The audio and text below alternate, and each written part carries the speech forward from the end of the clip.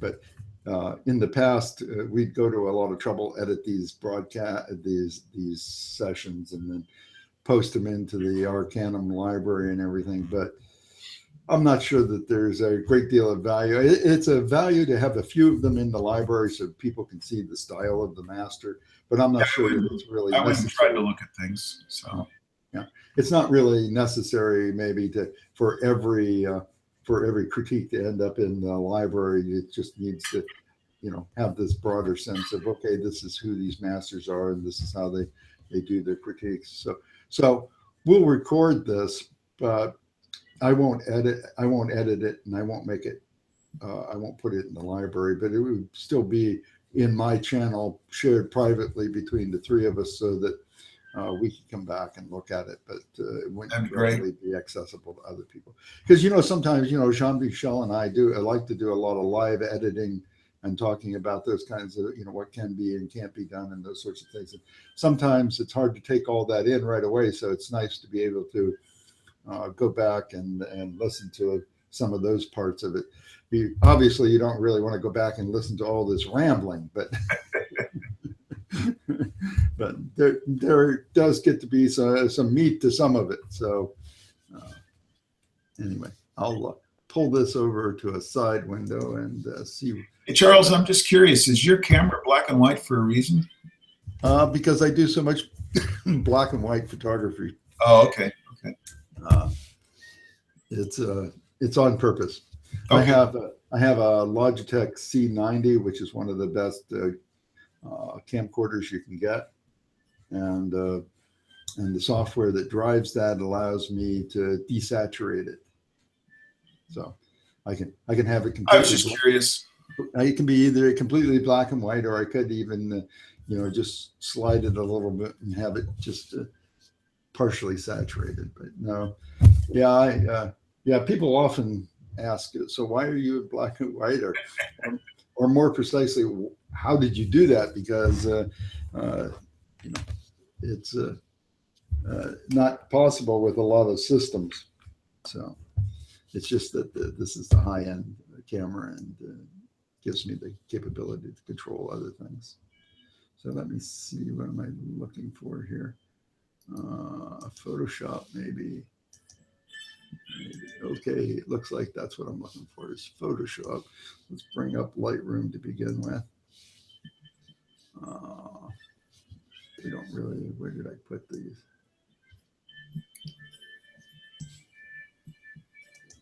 There we go. So let's talk about the landscape first, because we will get more in depth, I think, on these other two. You and I have talked about. Let me hang on a second here. Yeah, that landscape. I think I posted it when I first had to post my introductory photographs, and I got what I thought was some pretty good feedback from my cohort group and others. They really encouraged me to get rid of the foreground snow-covered knolls in the front, so I cropped those out. And then they wanted me to try and open up the snowfields in the front so that there was greater, interest there. So I did that. I don't know what you call it. I took out some noise in the sky. And that's about it, really, I think. I don't remember exactly, but that's about it. Yeah, I think that when you first came on board, you and I talked about this specific image. Yeah, we did.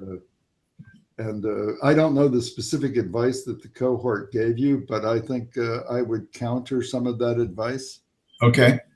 In the bottom right corner, does draw my eye far too much. It draws me away from the beautiful mountain range in the background. So I think you've brought way too much light into the lower right corner and even to the lower edge. And I think that the image would benefit from being darkened up a bit in that bottom corner. So here I've added some vignetting, and maybe you could even use a little bit more. So you can see maybe I'm adding a little bit too much there, but I'll fix that in a moment. So because you want to draw people into the image, and light on the edge. Okay, so what I've done here is I've added a layer, a levels layer. Okay? And so I'm using a white brush and I've made the levels layer completely opaque.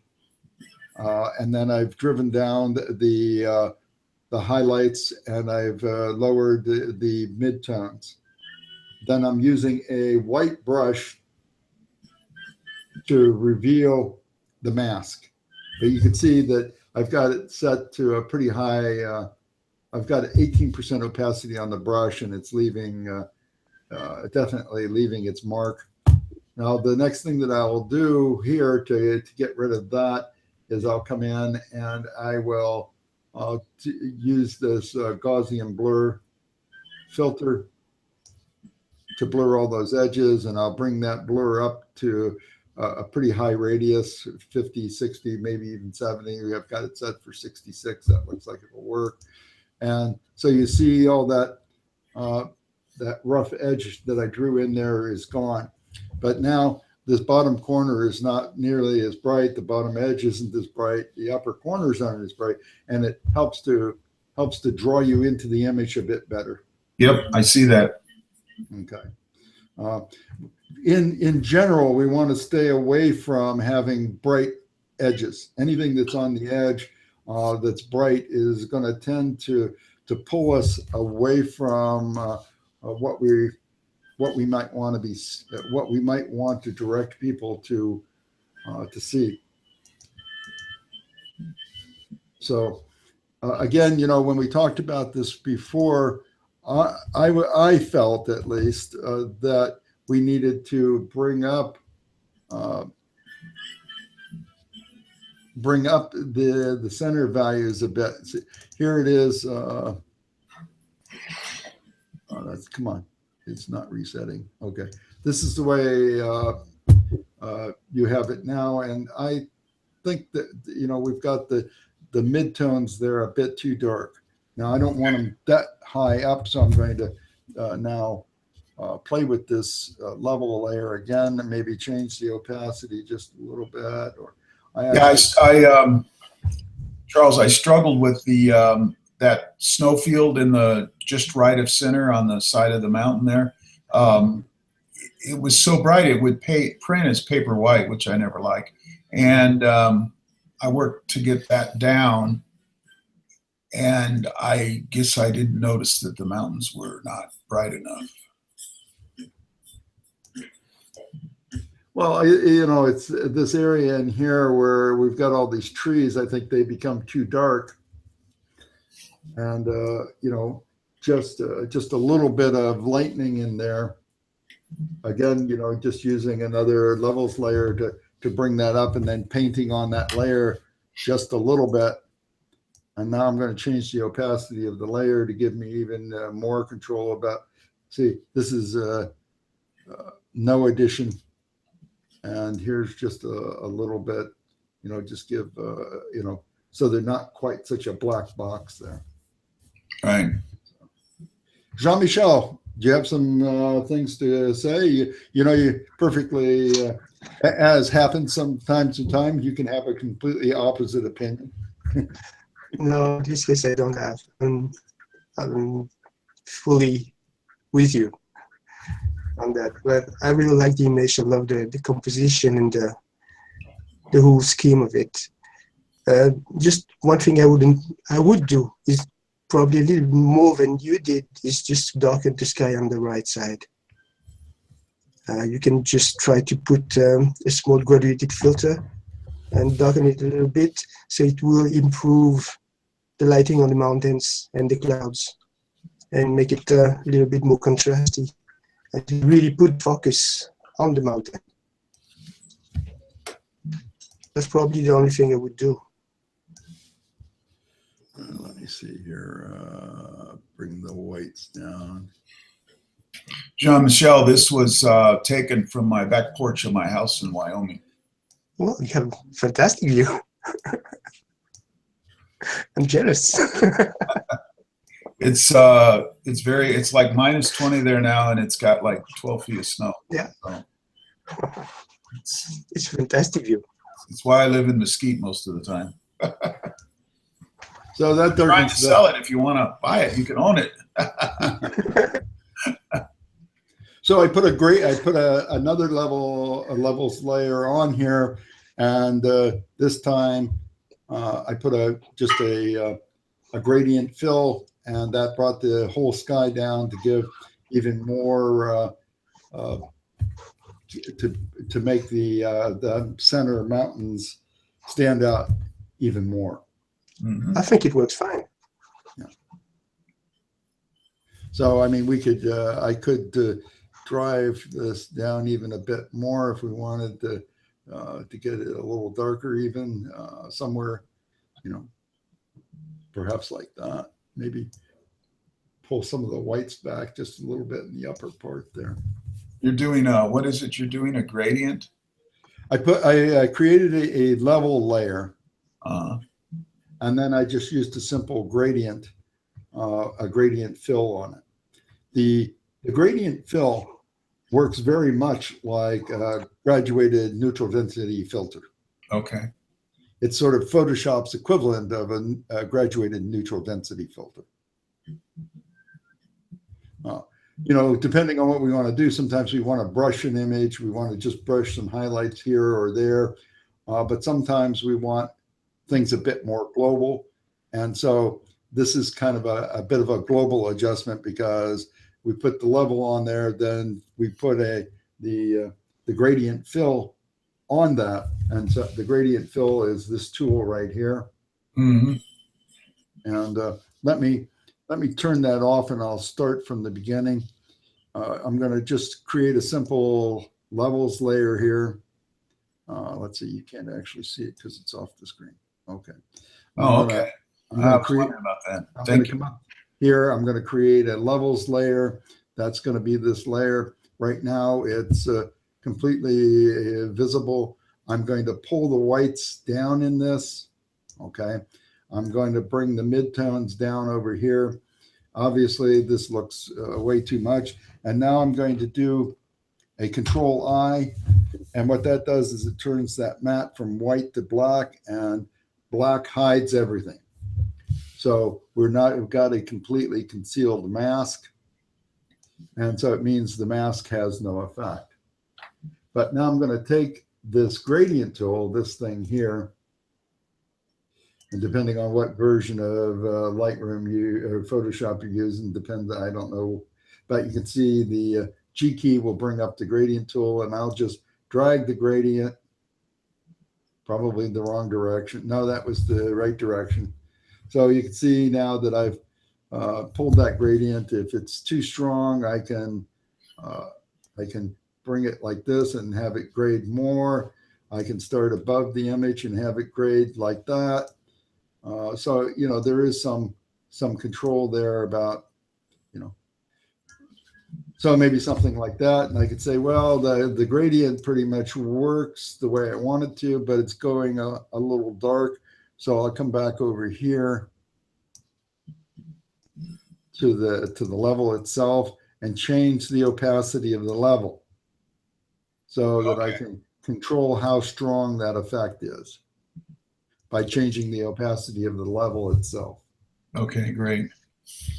If you want a small tip with the gradient, if you work on a mask, if you use black to white, foreground to background, once you drag once, and it applies the effect to all the mask. If you use the foreground to transparent, you can pull different gradients on different parts of the mask. What's that, Jean-Michel?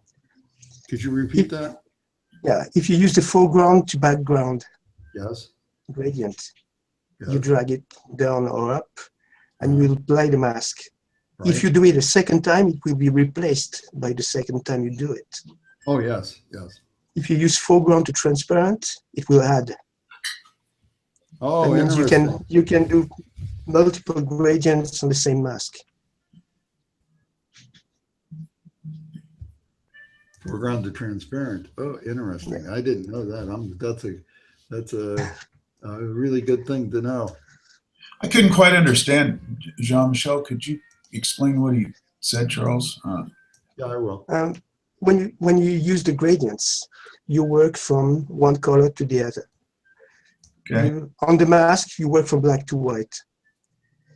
So if you drag a line going down, if your foreground is the white and the background is the black, it will put black on the top and white, no, the contrary, the white on the top and the black on the bottom of the image. If you want to replace or add something, if you use the same foreground to background, it will replace completely the first gradient to apply. But if you use the foreground to transparent gradient, then you can drag different lines on different sides of the image and it will add the different gradients. I mean, you can use multiple gradients on the same mask. Okay. Yeah, I just learned something myself, so it's always a pleasure to have Jean-Michel, because he has all these interesting tips to add to things. I never knew you could do that, and that's usually what I have to do is put a mask on top of put a selection on top of the mask to add to the gradient that I already have, and I can see that this is infinitely better. So cool tip, Jean-Michel. Thank you. Okay, you know, I think we both. I don't think I've ever used that tool, so this is very interesting. Thank you. Yeah. Well, when you get, you know, as you get deeper into mask and everything, you'll find that, you know, you use these tools, you know, because once you put the mask on, then you have to control it in the levels and curves and all those sorts of things. You generally don't do just a universal application of those things. You put them on, you add a level, or you add curves, or add some of these other things, and then you do some masking that you know, makes that effect more prominent in places where you like it. So, you know, the command of these the brushes and the Gaussian blur and the gradient fill and all that sort of stuff are the tools that you really become that you need to understand to be able to really get the most out of the various masks that you're going to be applying to these levels. So yeah, the sheer number of tools becomes a little overwhelming to the beginner, but I'm getting there. It is, you know, and I think it's almost it's a mental barrier to entry for a lot of people. They get, you know, they use Lightroom and they get to a point and they start trying to use Photoshop, and Photoshop is really this a big mental block, and so it's very difficult, I think, for a lot of people to move beyond that Lightroom phase of their photography. I know a couple of really, you know, good photographers here in St. George that have not moved beyond Lightroom, and I look at their images and I say, you know, these are outstanding. You know, these are great images, but with a little bit of photoshopping, they could be outstanding images. Mm-hmm. And so it's a matter of, you know, and I don't know, you know, it's kind of like a lot of people take a lot of great pride for whatever reason they pride themselves on. Oh, you know, I did this picture handheld, and I always tell people, you know, there's no prize for best handheld picture. Right. And you know, use a tripod. You're almost always, I mean, use it. Don't, you know, take the picture if you have to, because it's going to get away from you. But, you know, use a tripod if you can, because your pictures are always going to, you know, they're always going to be better, you know, if they're on a tripod. You know, they're going to be sharper, they're going to be more stable, etc. And it's the same thing with Photoshop and Lightroom. You know, you can do great things with Lightroom, but until you can get even minimal mastery of Photoshop, you're just not taking your photography to the next level. At least that's my opinion of things. But, no, I understand that. Thank you. Yeah.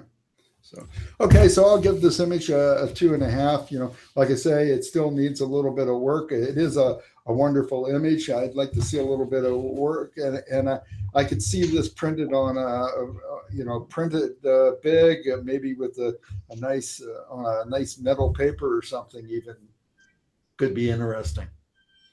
You know, I haven't done a lot of printing on metal paper, but I think you'd get a similar effect on the metal paper that you would get to doing the full metal print at a much more affordable price. But right. I've got a big metal print, metal paper, metallic paper print being printed right now at Nathan Worth's print shop. They're printed on South Main here in St. George, and you know, a metal. It's 6 foot long, and a metal print that big is about $500. Wow. But the paper print at Nathan's is I think it was $60 or something. Oh, okay. So you know, I had a question for you, Charles. Sure. You saw the original print of this, and do you think it was good advice to take the foreground snow fields out? I'm still torn on that. I understand what. No, I'm not sure that it is. The others were saying. I'm sorry. Yeah, I'm not sure that it's a good idea to have to see the original again. But you know, one of the things that what happens here in these panos, and it's very particular to panos, is you end up with everything dead center. And typically in photography, you don't want stuff centered. Right. Okay. And you want 2/3, 1/3. You know, 1/3 land, 2/3 sky, 2/3 land, 1/3 sky. And by eliminating those bottom snowfields, in a way, you're forcing all this right to the center. Right. And so I'm not convinced that that cropping this thinner was a good thing either. Okay, thank you. Is there a way for me to pull up the original and show Jean-Michel? Yeah, you can do if you hover over the window for what we're doing here. Okay, you're going to get an infinite regression here, but I'll show it. I'll try to show it anyway. If you hover over here, there's a little green arrow that'll there's a side toolbar. It'll come. Right, got it. Pop up. Okay, and that says share my screen. So let me pull up my original.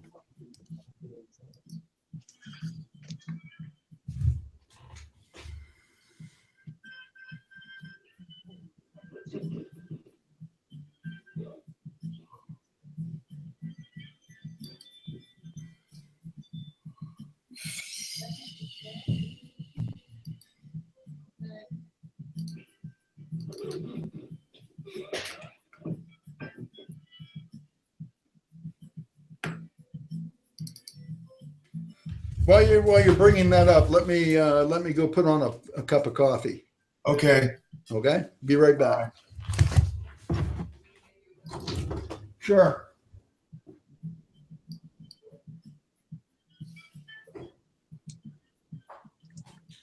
But you know, one interesting point is just try to work on the focus zones.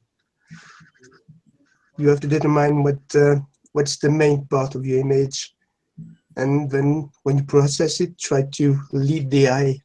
Right. Of the viewer. Jean-Michel, this is can you see this? This is my original. Yes, I see it. I see it. Yeah, and you can see that the snow amongst the trees is rather gray. And yeah, but you did a great job. Put it in real white, and the crop you made is really nice. It works fine. Okay. I'll let Charles look at it too. On your original, there's too much white in the front. Okay. But just that's what my cohort said too. I that's why I cropped it out. Yeah. No, the crop is really, really funny. So Jean-Michel, what do you think about leaving the snowfields in? No, I think the crop is fine here. You think it's better with the crop? Oh yeah.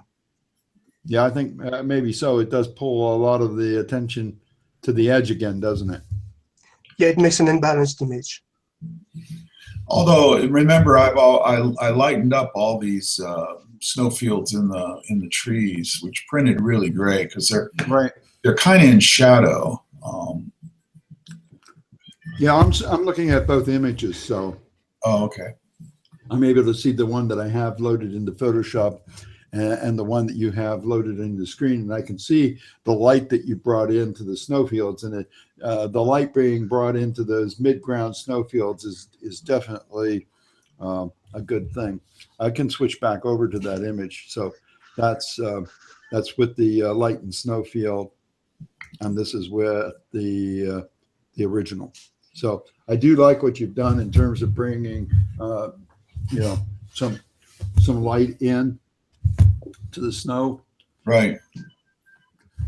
This where you brought the light in here, I think you may have brought it in a little too strong, but I think it works. Okay. In in Wyoming, I've sold 5 of these images. Cool.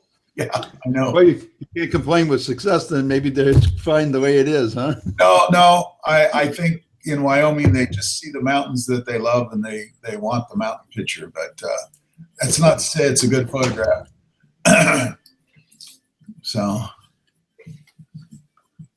There's a lot to be said for people buying images that mean something to them. yes. It's something that I struggle with too, because a lot of the images that I want to create are not images that will necessarily sell in the gallery, because I've heard it said here in St. George that what sells is red rocks and religion.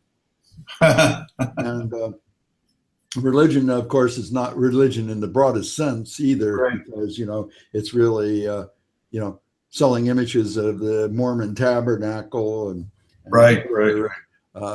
things relating to Mormonism, as opposed to just images of Christianity images, because I have some of those, but I doubt that they would sell here in St. George. What I need is some long exposure images of the St. George Temple. Well, it's interesting you should bring up religion, because the other top seller among, and I've only sold in galleries in Wyoming, small little local things, nothing famous or important.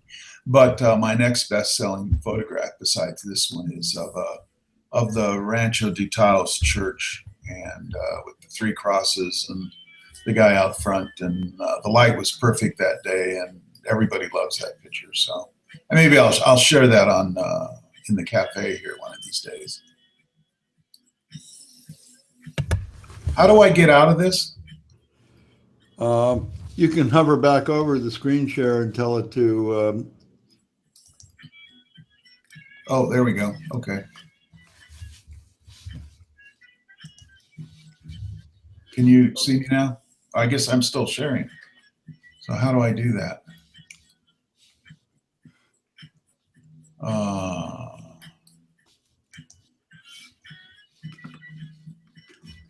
Down at the bottom of the screen, there should be a little pop-up box that says "Stop sharing." Do you see that? No.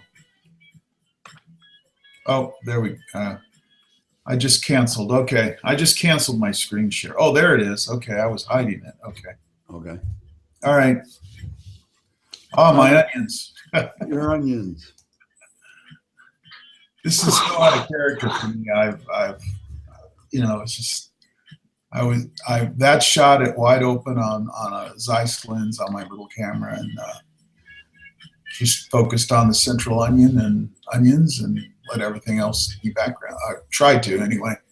My cohort really liked this. They recommended no changes, so I don't know. Oops. Not what I wanted to do. Wrong tool. Okay.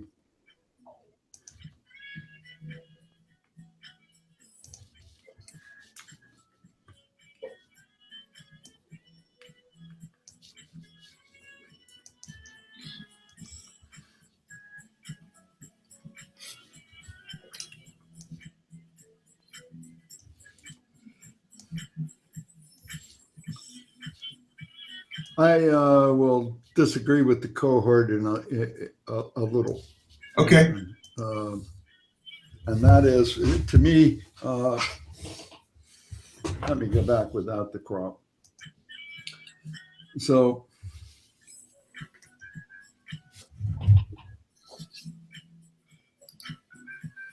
I think that, the focus on this image is mostly right here on this center onion that's surrounded by these other 5/6 onions. So the best focus is right here. Mm-hmm. Okay. But that's a little too far down in the image, because I would expect the light and the placement and everything, I would expect a better focus up here in this onion. Okay.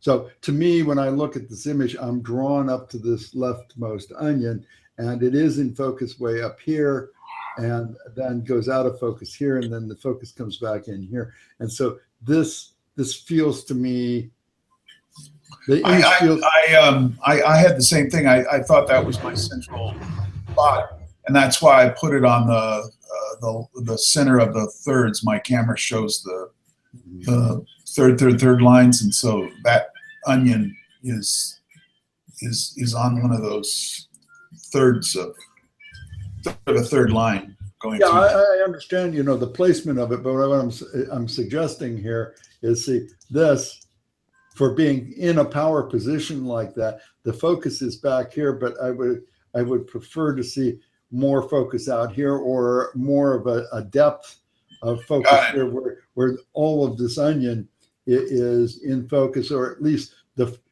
I understand these, because I used to take when I lived in Switzerland, they had the fruit and vegetable, the farmers market, twice a week, and it was literally 5-minute walk from my apartment. So I have thousands of pictures of vegetables and other things that were taken at the market.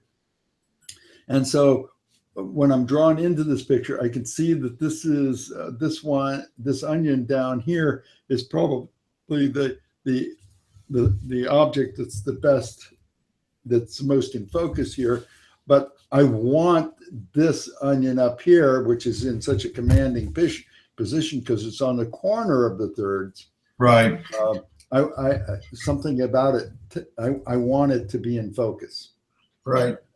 I should have shot it with a different depth of field. My goal that day was to shoot wide open and see what the lens would do. Well, it's really hard too in a market. There's people bustling and moving around, and to set up a tripod in front of a market stand and to fiddle with shooting it and everything doesn't always work for the stall owner. Yeah, this was handheld. I didn't even. So you see, this improves it. Oh yeah. Doing the square crop, bringing that other onion more, making it more centralized, pushing the other onions that aren't quite in focus, pushing them off to the corners. I think it works far better with the square crop. Yeah, I see that. I agree. Now let's see, image adjustments. I wouldn't normally do this, because this in Photoshop, this is a destructive edit, but since we're doing show and tell and I can back up.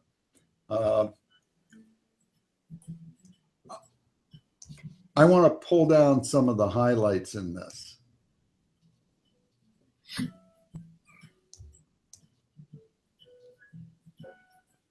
Okay, because I think the highlights are a bit too hot here. So I'm going to bring those highlights down.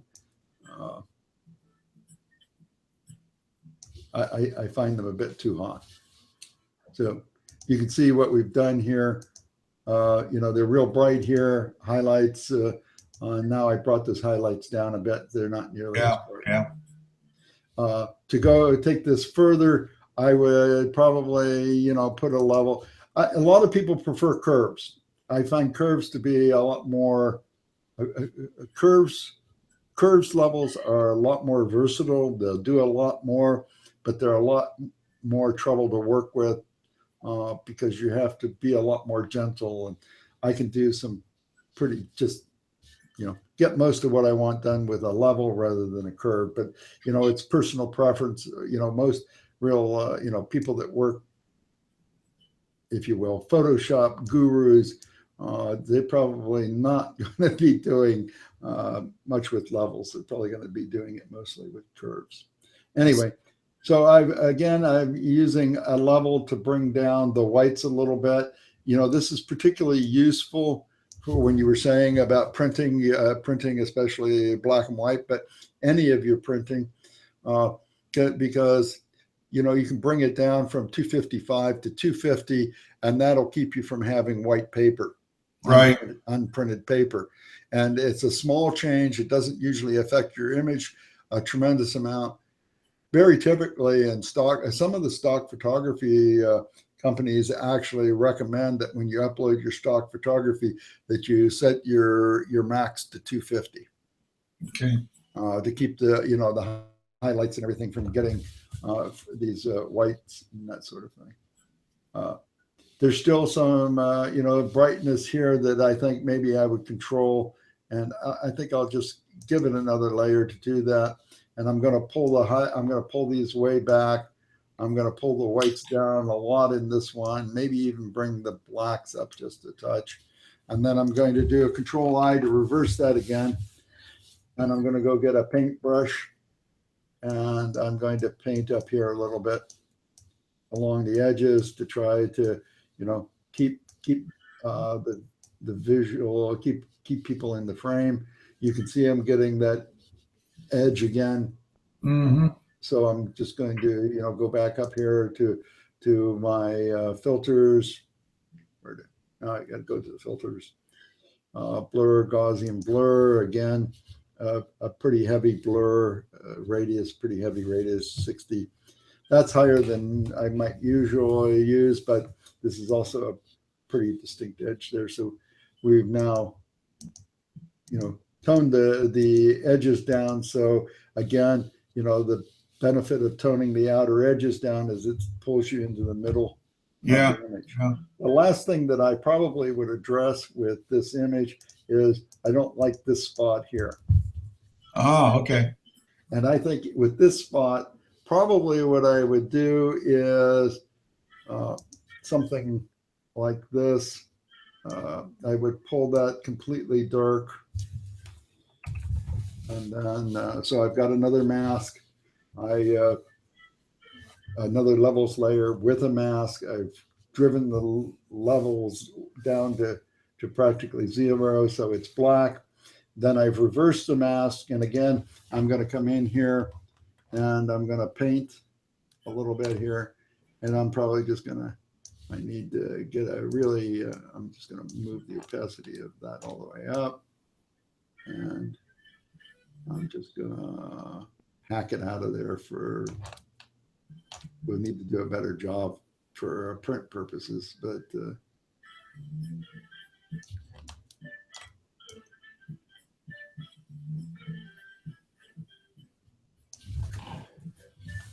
and then I'm going to go do that blog. Oops, I guess that didn't work this time. So I want to do just a slight, I'm going to have to use a little, much lighter. Come on, step back.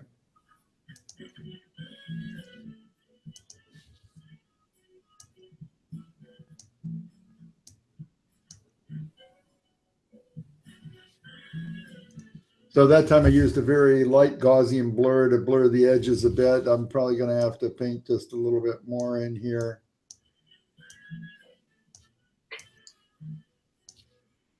Might have to apply that blur again. Anyway, something like that, so that that's not the best. I have to work on that a little more to get something that was print quality, but I think that that bright white spot definitely pulls the eye straight to it. You want to avoid that. Uh-huh. So there's some other things here that you might consider cleaning up. You have to ask yourself if one of the questions I tell people to ask themselves, and that is when I look at these things, I say, if it doesn't add to the photo, then maybe it's taking away from the photo. And one of those things is this little, I need to actually, this little thing here. It kind of draws my eye. This little spot here maybe draws my eye a little bit. Some of these little spots like this, it might benefit by taking out some of these little, hot spot kind of things. Mm-hmm. Again, over here, maybe a little better. See, there's a little hot spot there, another hot spot up here. Sometimes, they're actual hot spots from where the sensor isn't really recording, and other times they're just a consequence of the post-processing or even some extra reflective thing that was there to begin with. But right. Now, maybe as a consequence of what I've done, or maybe the JPEGs or the resolution size, we've got some plaid, something going on here. Oh yeah.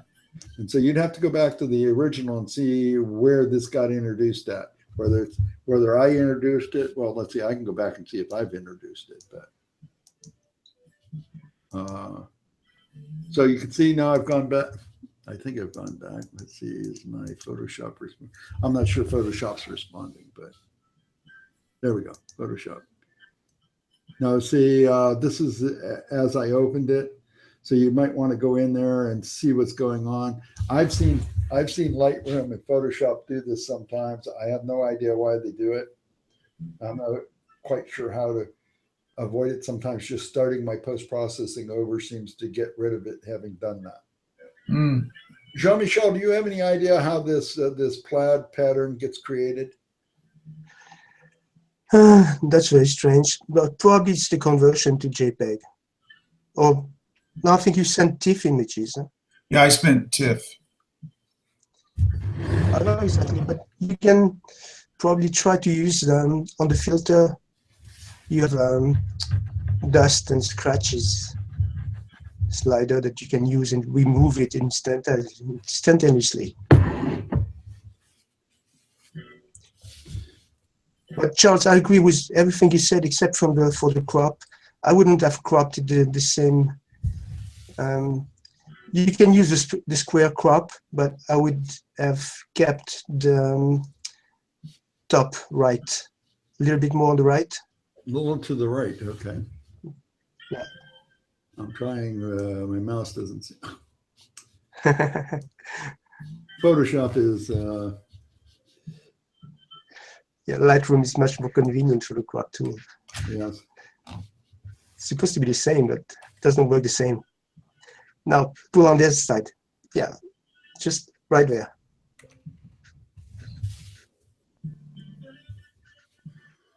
Yeah, I like that. That works too. Yeah. Now, I don't know. Maybe I would bring it on down a little bit. I don't know. Yeah, that's fine, I guess. Because on the crop you did the center onion was too much on the center. Too centered. Yeah, fair enough.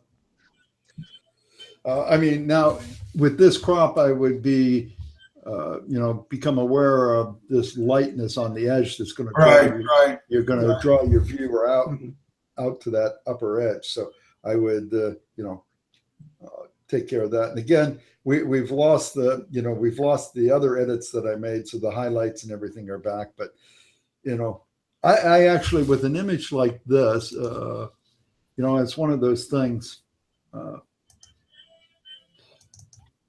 I actually would probably fix the highlights in Lightroom. So I'm back in Lightroom here,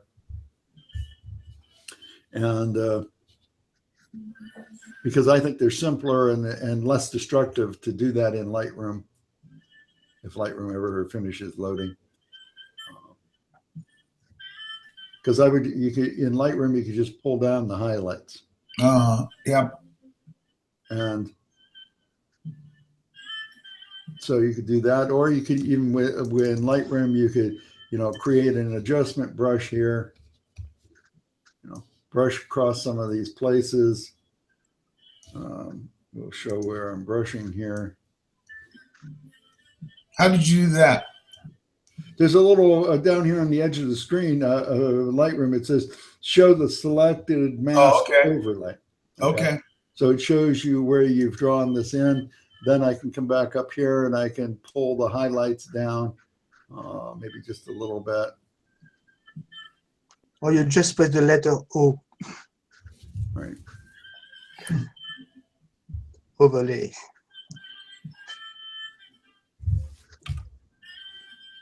Yeah, that's doing O.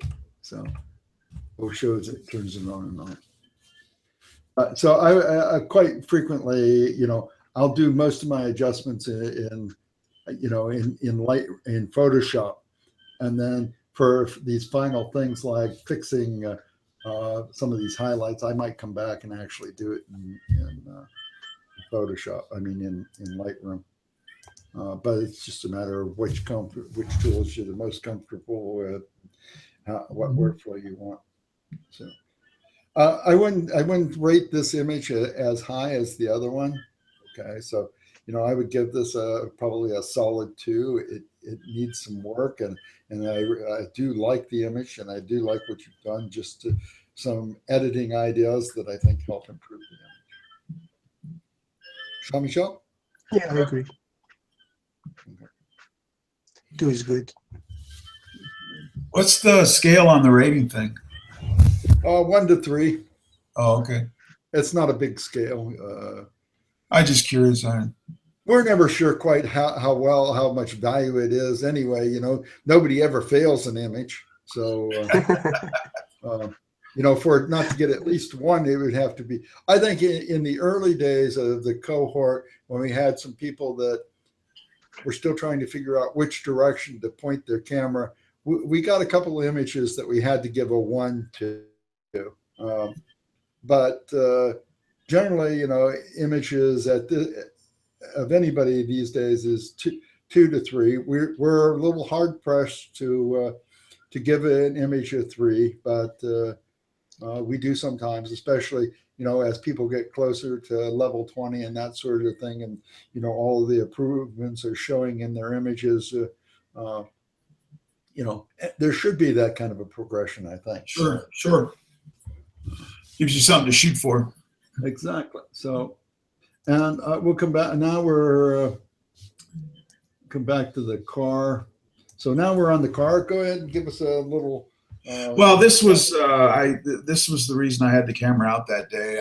I was going to the Mesquite car show, and it was a gray, rainy day, but there were lots of people. I mean, it was very hard to get any pictures, and several pictures I had all set up, and there was nothing. There were people in the way. Yeah. Hold on a second. I'm sorry. Yeah. No worries. Someone at my front door.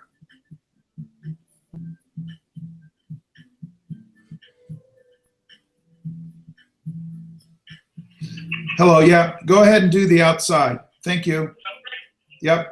Bye-bye. Sorry. It was the bug guy. So anyway, again, I was shooting this all the way open. This was a different lens, but I was trying to force when I was doing landscape, everything was stopped down the max. And I wanted to learn how to see what I got when I was using wide open lenses and depth of field and all that. So my focus was right on that little lamp there in the center right or center left, actually kind of at the top of it. And I like this image. I took a lot of junk out. There was stuff to the left of the light that was very bright and problematic, and you could see reflections of people in the fender where the raindrops were, and I spent a lot of time over there getting rid of stuff.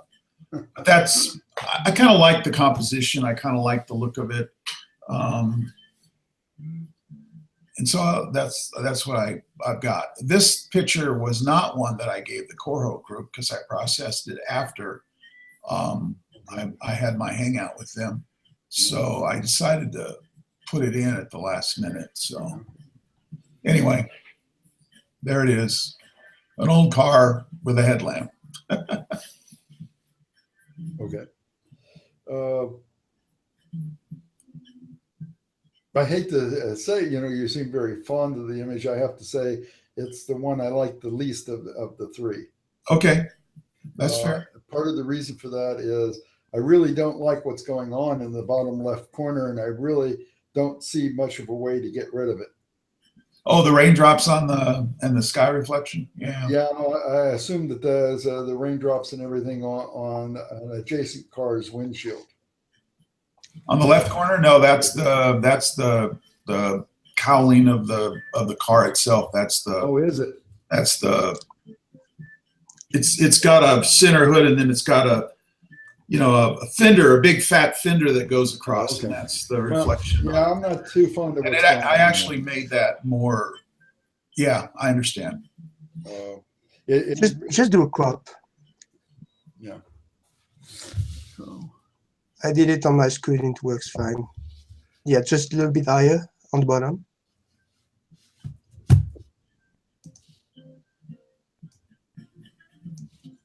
Yeah. Something like that. It was better for me. Yeah, I can see what you're getting at. Yeah, I guess I fell in love with keeping the raindrops, and I shouldn't have. Yeah. Yeah, because it makes a funny pattern. Yeah. Yeah, it draws me to that area of the image, and that's not really what you want to do, I don't think. Right, I understand. Yeah. And I see that now. When I was doing it, And it's not distinctive that these are raindrops on the cowl as well, which makes it a kind of a mystery that you don't really mentally want to solve. Right. Okay. Whereas here, see, the raindrops, they work here. Okay. Yep, I see that. The cropped image, because it becomes more, it's clear, because here, it's gray rather than kind of a dirty white. Right. So the fender is gray, and it kind of fits with the other gray tones of the car and those sorts of things. I would be tempted to remove some of these drops up here, especially these that look so very circular. Right. Let's see, why am I not drawing here? Okay, let's create a new layer. And usually I do these corrections. I create a new layer, then do sample all layers. That way, if I don't like what I've done. Charles, how do you make a duplicate of the original so you can work on that? You can just now about that. I don't know how to do it. You just come over here to the palette, this tool adjustment, layers. It's the layers tool palette. You just click on the layer that you want to duplicate, and you just drag it over here on this little icon, the one that's immediately to the left of the trash can. Oh, okay. And that will you press Control J. That will do a duplicate. And like Jean-Michel says, if you're a guy that likes the keyboard shortcuts, Control J will do that. So there was a couple of raindrops there. I would say that they're raindrops. You've told me that they're raindrops, but if I didn't know they were raindrops, I would be concerned that they were dust spots. And, anything that looks like a dust spot ought to be cloned out no matter what you think it is. Right. Okay. And that's kind of my rule, And I'll tell you where that, I'd probably get rid of this imperfection. It's probably not a dust spot or anything like that, but it's probably, really there. And that's not the best patch there, but I would go in and work with, let me try a little higher, see if that works. Okay, that worked better. you know, get rid of that little white dot along that edge there, because it doesn't need to be there. There again, you know, it's like it pulls my image in that direction, and therefore I'm not sure that that it's really the best thing. Right. Okay. Just crop this back to the crop that we were talking about, or not. Let's see. Let's not do that. I'm even going to come back further, all the way back to here. Get rid of the crop tool. I'm not seeing. There must have been spots on my monitor rather than spots on the. Oh, there's you wouldn't see it in the image so much, but you might see this in a print. So it's another one of those little spots that you might consider removing right here. Yeah. A lot of the people in the Arcanum refer to this as border patrol, even if it's not on the border, because typically, you know, when we're doing these edits and everything, we tend to concentrate on the center of our images and seem to overlook things along the border. So, right. You know, calling it border patrol maybe, but I like to just say, you know, this is another one of those things that doesn't really add to the composition, and therefore, you know, it has the potential to take away from it. Right. You know, back with these things that look like they could be, we know they're raindrops, but they have the potential to appear to somebody else like, oh, this guy didn't clean the dust spots off of his right. image. And so you want to avoid that. You know, I think a lot of the sensitivity to this came to my sensitivity to it is from doing stock photography. And when I first started doing stock photography and submitting images, I quite often I fail quality control on the images, and it used to drive me crazy. And it was just little things like this that they would nitpick. You know, it's like, well, that, you know, it's a dust spot. Well, God darn it, it's not a dust spot. It's a bird in the sky. But they fail the image and say, well, you know, it's got dust spots, and it's like, well, they're not dust spots, but it gives you a sensitivity to. I noticed that in that very first time you looked at my prints at the Sun City Photo Club, and I had the two F-15s in the image of the brain building in Las Vegas, and I thought it was cool. And you said, no, they're just spots. Take them out. Well, you see, it has an emotional attachment to you, which makes it cool. Yeah. Okay. But to other people that are don't attach to any meaning to that, it just, you know, the initial impression is there's some spots in the sky. Right. And you know, things in the sky have to be large enough, I think, to be identifiable before I'd leave them. Yeah. I was getting ready to do a print the other day, and my wife said, "You really ought to take that contrail out of there." It's like, well, I kind of like it. She says, "Nope, take it out." So yeah, so I took the contrail out. So yeah, so I'm kind of prone to that sometimes. You know, I have some attachments maybe that you know, which is why it's good to have another eye looking at it.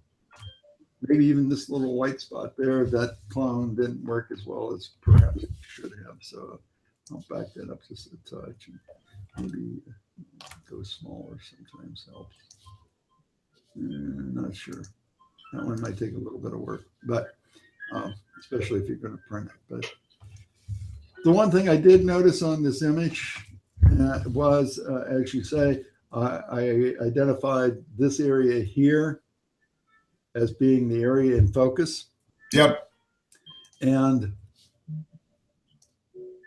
I thought this needed more depth of field here. That being all of this back here, everything here is out of focus, as it should be. But the whole base of the lamp here is out of focus, so that the only part that's in focus is this little bit here. Right. Now, before I go on with that thought, we will go back to the original image, which is this. And in the original image, that lack of that small area of focus doesn't work for me. Okay. Okay.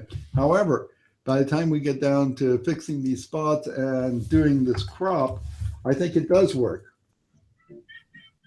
Okay. Yep. I don't think you need the extra depth of field here as much as you did when it was a full-sized image. So Gotcha. I think it helps. Now, one more thing here, the highlights do seem a bit bright to me. So, we might want to, control those a little bit, maybe by bringing the whites down a little bit with a levels layer, or perhaps, using the highlight slider back in Lightroom and Gotcha. bring that down just a little bit. I'm not sure, but I think it's a little too bright, especially up here along this top edge. That's quite bright. I think it probably is 255, or to say it probably is blown out. But bringing it back a little bit will make it look like it's not quite blown out. The other thing that you could do if you really wanted to spend a lot of time on an image like this, and maybe you do and maybe you don't, is just to maybe come in here and get a selection. There's some ways to make better selections than I'm going to make here, but we're not going to go into those today. We talked about it, I think, before in terms of using things like Raya Pro and some of the other luminosity masking tools that are tremendously powerful, but they take the complexity of Photoshop to another level. So I'm just going to do a quick filter here, and I'm going to do just a quick selected mask, expand the edge just a little bit, give a little bit of feathering to that edge. And then one of the things that I'm going to do that we can do with something like this is we can get a brush, and we can come in here, do something like select one of these grays that are in there. And let's see the brush. Oh, okay. I'm brushing on the wrong place. So I need to get a new layer here. And then I'm going to paint on that layer. I'm going to paint this gray. Maybe, yeah. Gray. Yeah, that was a bit too dark. We'll do it. We'll go with it anyway.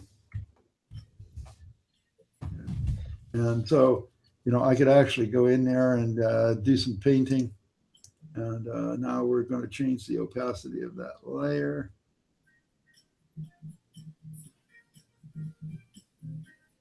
To almost 0.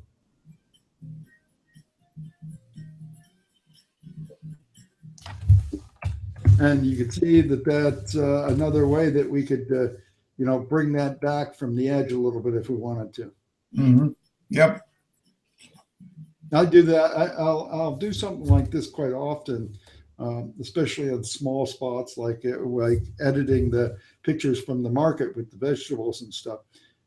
Frequently, I'll go in and just paint a little bit of something in there to, like if I'm working with a green cucumber or something that's got, some blown out areas that I don't really like. I might go in and, do something like this to just paint a little green, or maybe with a pepper or squash, go in and paint a little yellow in there and bring those highlights back just a little bit by adding a painted edge, painting right on it. And you can see, it does bring that down. It's since I used the gray and it's black and white, it does give you the sense, more of the sense of the chrome edge there. Grading into the light. So it's just something to think about and something to play with in terms of, expanding what ideas that you have when you go to edit these things. Jean-Michel, comments? I'm sorry I didn't interfere too much, but I'm coughing so much that No, I it's have okay. problems speaking. I didn't like the image at first because of the bottom left spots. That was for me, but with the crop I think it works fine. And Charles, one thing you can use, it's not the first tool you will think for it, but it's just to brush a little bit with the dehaze tool on the light. In Lightroom, And it will do just- dehaze. Interesting. No, but you can use the camera raw filter in Photoshop.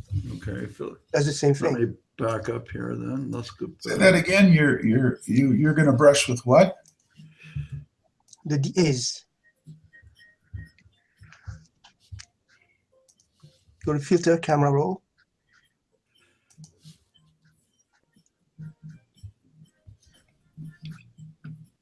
Maybe. There it goes. Just thinking about it. Okay. So let's see.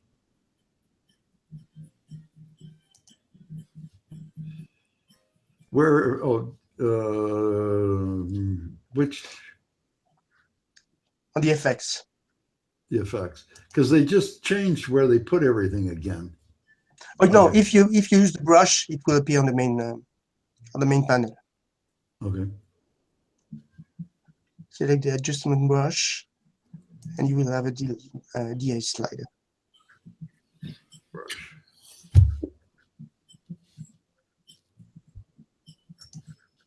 Oh, okay.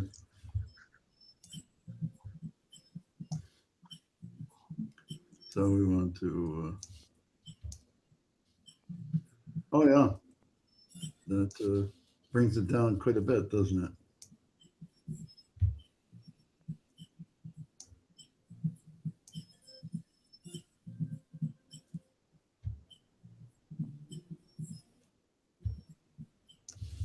Yeah, that's quite handy.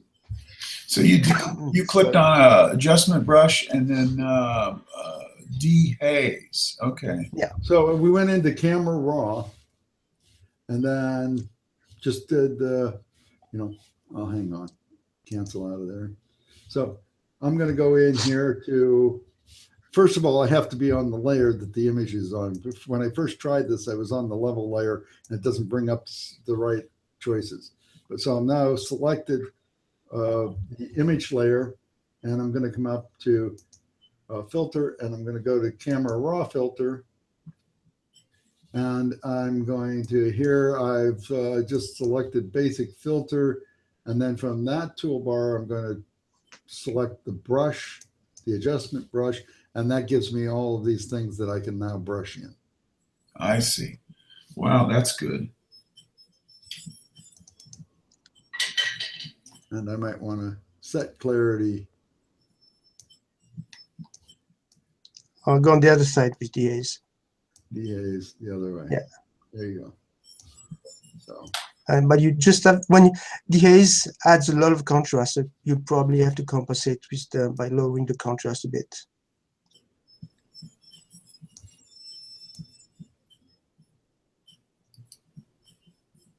Okay. So another way to help control some of those highlights when they're blowing out like that. Yeah. Can I ask a technical question on how we're doing this? When I want to watch what you're doing, Charles, and Jean-Michel is talking, I only see his picture. Is there a way for me to hear him but not see him so I can see what you're doing? You have to click on Charles' image. Oh, okay. I got it. All right. Thank you. You have a small I want to hear you. show participants. You're telling Charles what to do so I can see what he does. You see, you have on the top. I got it. You have a little icon, show participants, and you click on Charles. Gotcha. Thank you.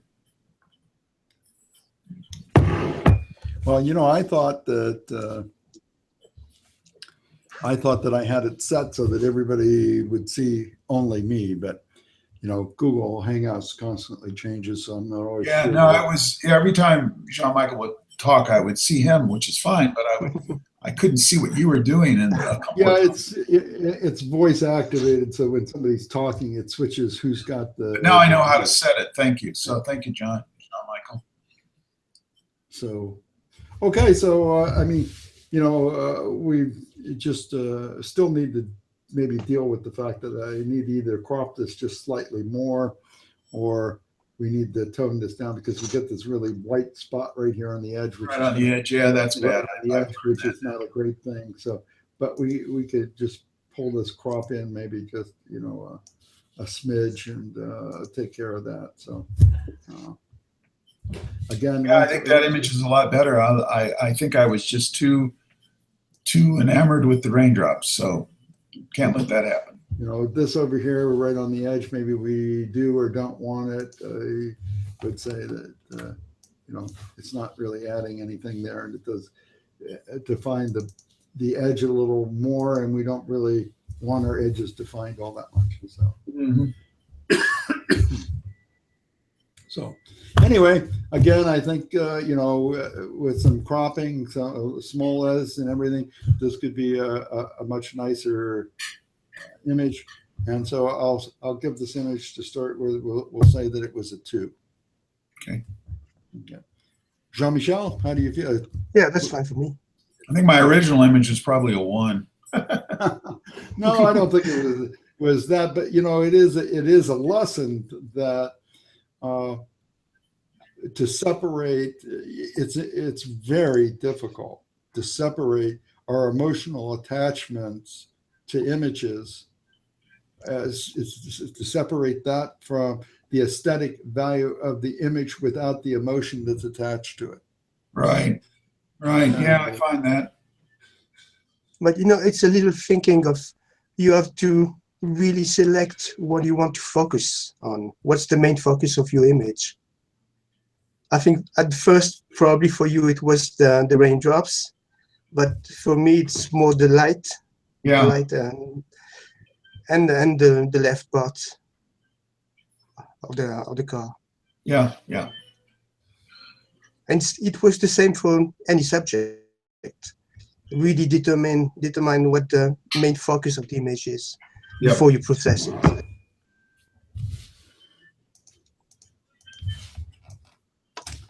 I mean, I don't know. I would also, you know, consider whether I really like.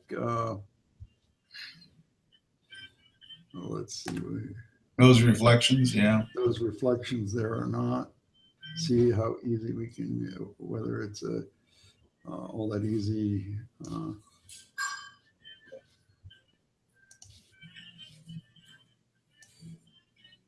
Well, it's pretty good, except for a little bit where it might have been better right here, but we could play with that some more. Let's see. Yeah. So going back here, I think we could probably tone it down even a little bit more than that, but it's quite bright here. Right. And here it's a little less distinct. Right. I think I would like to take it even further than that, but initially, at least, I think it's better with those pulled back. Right. I agree. Yeah. I actually tried to pull those out, and I had a heck of a time. So kept making a mess of it. Well, ultimately, I see what you really need to be able to do here, and I'll have to admit that I'm not pretty skilled in it, is you actually have to set up a perspective grid and do a copy of maybe something higher up, something higher up here, okay, and then clone it in down here. But to do that, you're going to have to set up a perspective grid, because as you move down here, you know, the ones up above are the same size as the ones down below. Right. And so, you know, it gets a little, there's a bit of a disjoint there. The other thing is you might try, rather than the healing tool, it's possible that what we want to use here is a clone tool rather than a healing tool. And I'm just going to give that a try to see how that works. I've set the opacity on that pretty low, maybe too low. Come back up here, maybe right there.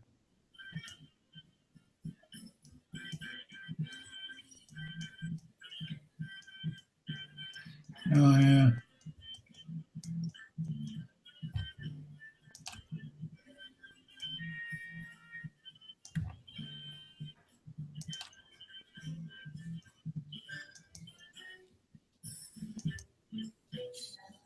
They see they're not lining up quite perfectly, but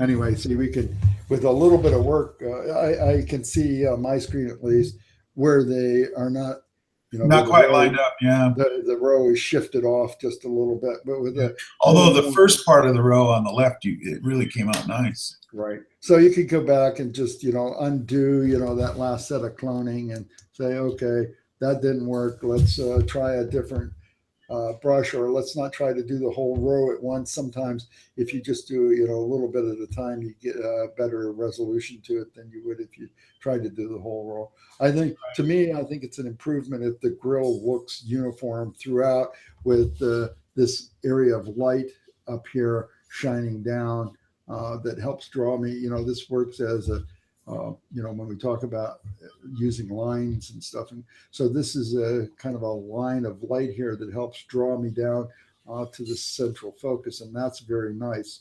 But overall, I think that we probably want the grill to be relatively uniform in its appearance. Yeah, I agree. Yeah, I tried to do that and it didn't work. So good. Okay, well, it's kind of one of those things. This is how we can't really grow our skills in a vacuum. So we have to have things like this where we say, okay, I know it can be better. So now I need to practice the skills to make it better so that when I have an image that really matters to me, I have the skill to be able to make the corrections. Right. And so it's great to have images like this that we can play with and say, okay, I know that this needs this kind of healing, cloning, and I'm going to go in and play with it. Now, once again, I wouldn't normally do this right on the image. I would create another layer for my corrections. That way, if I don't like them, they're easy to turn off. Another way that you can do this is work this as a smart object. I know Jean-Michel works a lot with the smart objects. I tend to add more layers, just the difference in work style. Mm-hmm. Okay, so I think we're kind of done with the critique. We'd have to say that you probably got, I don't know, about six to 7 points, which is certainly, I think all you got to get is 2 or 3 to pass the level. And I don't think anybody's ever done that. So we've had a couple that came close to only getting 3, though. I will tell you that. Right. But no, these images are all very nice, nicely composed. It's like so many things. It's all relative to how we feel where you are in your stages of photography. Right. For some other people, these images potentially could have rated even higher because the rating scale is not absolute. It's more geared towards our perception of your skill. Right. But all 3 images are very nice images, and it was I enjoyed seeing them, and I enjoyed doing some show and tell play with them. So, Jean-Michel. Yeah, no, I agree. It's always great to see nice image, and it's nice to have different opinions on images. That's why it's a good thing to have 2 people doing the critic at the same time, because you have different perspectives most of the time. And it's funny because with Charles, we always end up at the same point with different steps. Yeah. Well, I appreciate all the feedback. I think it's great. I learned a lot, so that's good. Well, Jean-Michel and I may arrive at the same point, but I tend to think that I'm using a framing hammer and he's using a finish hammer. So we both get there, but his technique is a bit more refined. But it's a progression. So anyway, I'm going to stop the recording. We can continue to chat a little bit after that. But anyway, it's been a pleasure. And like I said, I won't. Great. Thank you very much, both of you. I'm not going to edit this or put it in the library or anything, but you should still be able to find it probably in my stream or on my YouTube because you're part of it. You should still have access to it. If you want to look at it again, you can't find access to it, just let me know and we'll figure out where it is. Okay. So it's stopping now.